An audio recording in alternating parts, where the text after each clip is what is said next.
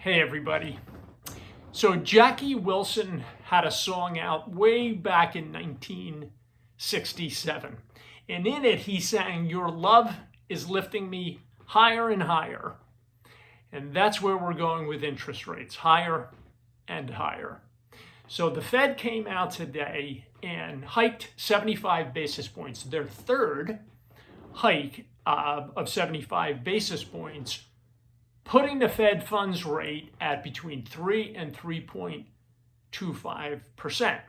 The markets were stable with that, but then they were talking about, and Chairman Powell was being interviewed on my screens over here behind me, and he talked about a terminal rate, which is where they would stop hiking at around 4.6%. So they are aggressively going after and hiking rates. We think maybe a bit much, but we will see.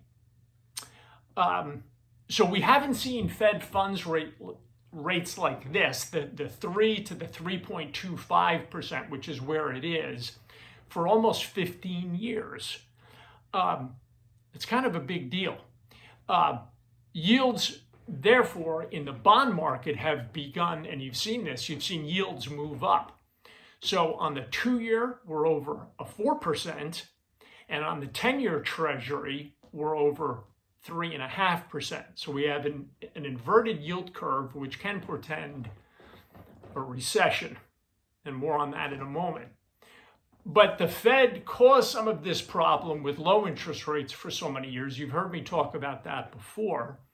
And so now they're trying to fight it, but they've caused inflation. So inflation is up over 8. And the last time we've seen numbers like that it would be 4 decades ago, or way back around 1982. Slowdown in the economy. GDP in the first quarter was negative 1.6. In the second quarter, it was negative 0.6. And the Atlanta Fed is talking about a potentially positive third quarter print of 0.3. But if you subtract out government spending in that number, you would indeed have a negative GDP for the third quarter. So higher interest rates, higher and higher, what does that do? That takes mortgage rates up, credit card rates up, car loans up. The Fed wants to take money out of circulation, and that's what this will do with these higher interest rates to hopefully bring down inflation, but we will see. Labor markets remain tight. Unemployment is low, so that's a good thing. Not a lot of new unemployment claims. And another positive, albeit a small one, is gasoline is back under $4 a gallon, so a little bit extra money in people's pockets. So a lot of moving pieces. We do see volatility.